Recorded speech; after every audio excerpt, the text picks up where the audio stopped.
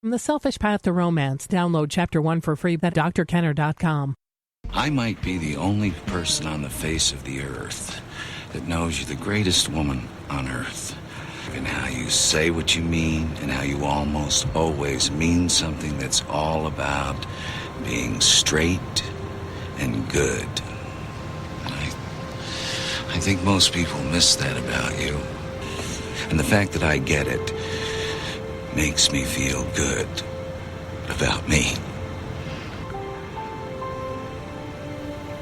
And I think that is just lovely. That is Jack Nicholson from As Good as It Gets. And just that ability in a very close relationship for somebody to take the time to recognize what they love in you, to put it into words, to share it with you, and to recognize that the reason they're capable of recognizing it is that they value it and they have it in themselves. And that doesn't mean thugs can't recognize it, but the reason they value it so highly is that they share that same character trait, that honesty, that integrity. I'm Dr. Ellen Kenner, and my show is The Rational Basis of Happiness. I'm a clinical psychologist, and you can call me with any questions you have in your personal life, with your friends, with work, with a romantic relationship, with your kids. And right now, let me give you my number, toll free, 1-877 Dr. Kenner, toll free 1-877-DRKENNER. And we've got a lot on my website, from podcasts to articles to books I recommend. My website is drkenner.com, drkenner.com. And right now, let's turn to the phones and welcome Scott. Scott, you're dealing with some procrastination problems? Yes, how are you? Very good. Yes, that's in a nutshell, which from that, it just has a ripple effect in many areas. Okay, and tell me, can you give me a snapshot view of what's going on, what you know about yourself, where you're procrastinating? Okay. I don't want to switch gears here, but it all ties into being unemployed for a year, laid off, self-esteem issues, lack of doing paperwork, it piling up, failure to look at call creditors when I don't have a cent to pay, paying co-insurance, actually thrown out of the house, a marriage that's going south. Okay, all the kids way back at all? into the house. You've got kids? Do you have any children? They're gone. I've been married for 30 years. Okay. And she's thrown you out of the house and then accepted you back in? Right, and it's going that direction again. But it was just really hard. And then I came back and then found out she's diagnosed with cancer. So I went through all that with her, which being unemployed was a good thing at that time because I was there, but still have the reality of bills. And are you working, Scott? Are you working I am now? I am. Okay. I am now. So you're employed now, and now it's getting your life back in order. How long have you been employed for? 4 months. 4 months. And have you found any of your self-respect returning at all? Self-respect as far as returning back to work? Returning back to work, it sounds like you had just a total collapse of confidence. You were out of work for a period of time, and you ended up not using that as an opportunity to get your house in order, but it kind of just ricocheted through your whole life, and you just let go of the reins. Right. There was just nothing I could do. If creditors call, I don't have it. I'm paying the house payment and insurance for medical, and it's just draining me. I ignore it.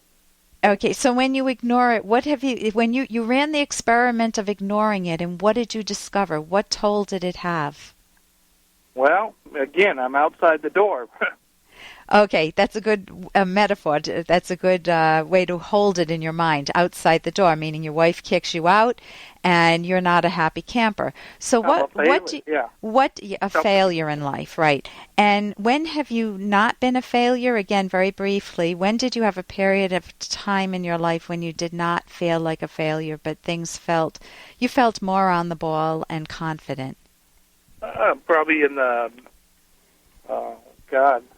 years ago, you mean? Any time in your life. 15 years ago. 15 years ago. And what was the essence? What was going on then? I had a job that I felt that filled who I was. Yeah. It was more who I was, and I was out in front of public, and I enjoyed what I was doing. Okay, so the question is what? How to rebuild that? How to recapture that? Oh, yeah. Okay. It's totally gone, everything. So the fact that you once had it means that someplace in your subconscious you've stored away information of how to lead your life better. You need to know that about yourself. You haven't always been what you damn yourself in your worst moments, a loser, right? Right. And so you want to project forward. If you project forward in a catastrophic way, you'll picture yourself what? Where do losers end up? Down. Right. Down. Right. Yeah. And you can picture the imagery. But that's what we all do. If we feel out of sorts, we feel like there's a period of time when things are down. And the skill you want psychologically is to be able to think of the direction you want to go in.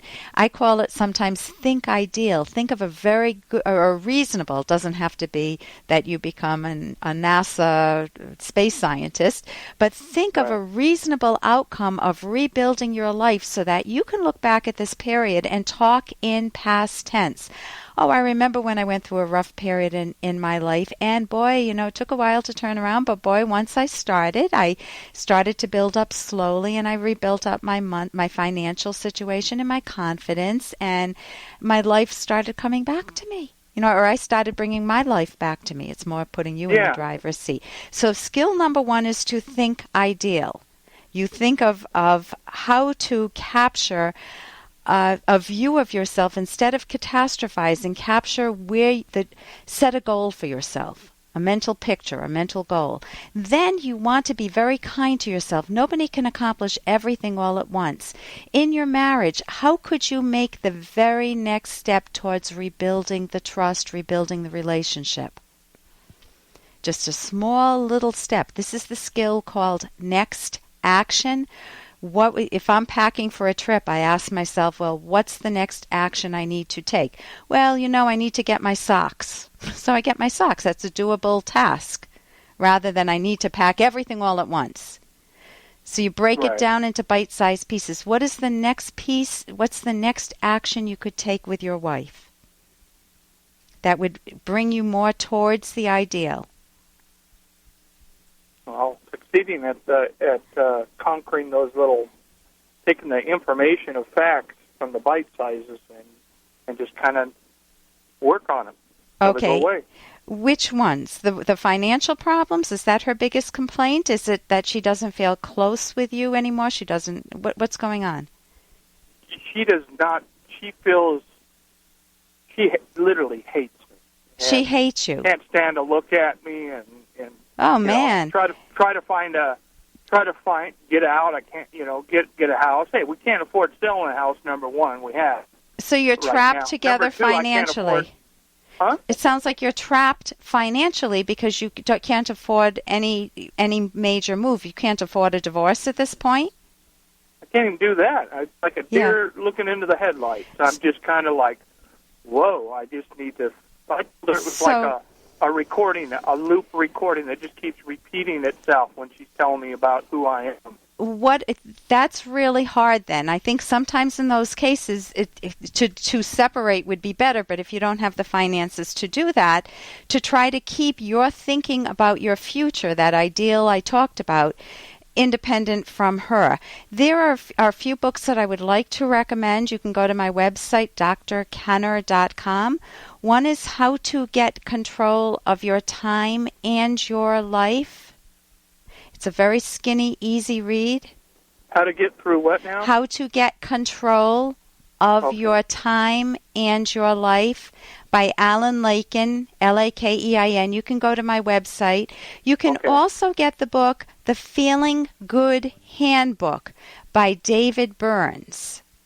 And he has a whole section on procrastination, why people procrastinate, that you don't wait till you're in a good mood, for example, to get going. You just start, one of the skills is to get going anyway, that you don't should yourself to death. I should be doing this, I should be doing that.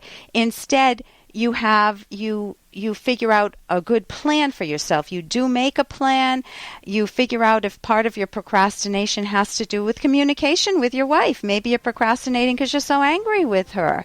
And he will give you some good information in that book. Again, that's the book, The Feeling Good Handbook by Dr. David Burns. And thank you so much for your call. Hope that helps, Scott. I appreciate your time. Okay. And coming up, we are going to be talking with Dr. Yaron Brook about how to not blame the victim. I'm Dr. Ellen Kenner on the Rational Basis of Happiness. Here's an excerpt from The Selfish Path to Romance by Dr. Ellen Kenner. Emotional intimacy is the most fundamental prerequisite for sexual interest and arousal and pleasure in a successful long-term relationship. Emotional intimacy is a feeling of psychological closeness to your partner and the result of the quality of the whole relationship. Attraction and desire are greatest when you feel visible to your partner. You selfishly value your partner and are selfishly valued in return. You understand the causes of your love. You work toward making yourself lovable. You choose the right partner. You feel understood and valued, and you communicate well.